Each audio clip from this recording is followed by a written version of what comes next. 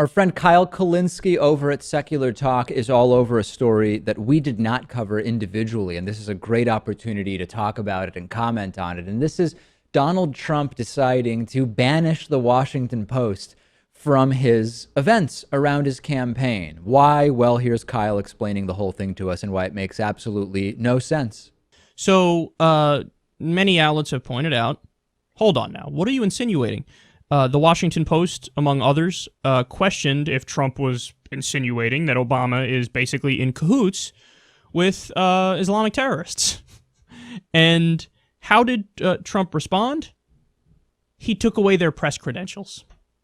Wow, and I'm going to get to that in a second.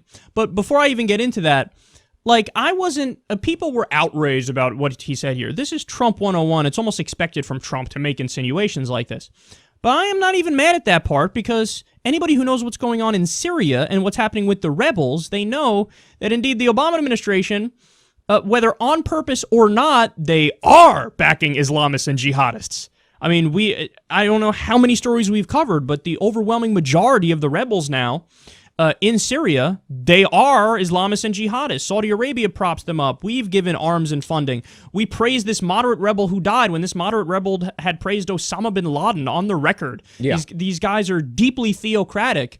And because we don't like Assad and the Syrian... So Kyle is getting to a number of issues here, and I'll talk in a second about the Trump banning the Washington Post. First of all, there's something, I hate to call it brilliant because it's not brilliant. It's almost accidentally stumbling onto something. But when Donald Trump suggests or does these thought experiments where he says, listen, some people are saying that maybe President Obama is sympathetic to individual jihadists, Islamic terrorists, whatever, like the Orlando shooter, that is hugely conspiratorial and obviously ridiculous.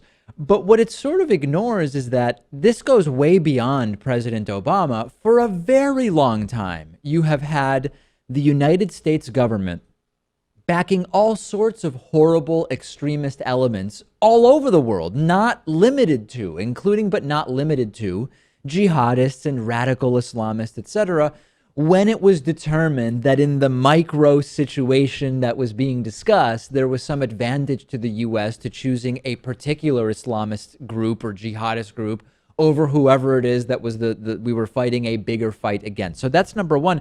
The problem is that's not at all what Trump meant. I mean, the idea that President Obama is specifically in league with someone like the Orlando shooter Omar Mateen is, of course, ridiculous, but there's no shortage of examples of the U.S.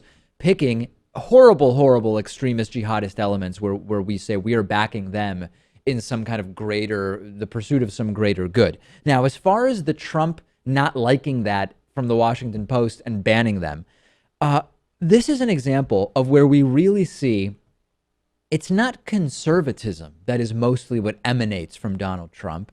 It's authoritarianism. And this idea of banning the media outlets you don't like from your events is very authoritarian. It's pointing in the direction of state-run media. Only media outlets that have the right questions on their list and the right point of view relative to the president, the great leader, are going to be allowed. And that's reminiscent of North Korea. It's reminiscent of Iran. It's reminiscent of Russia.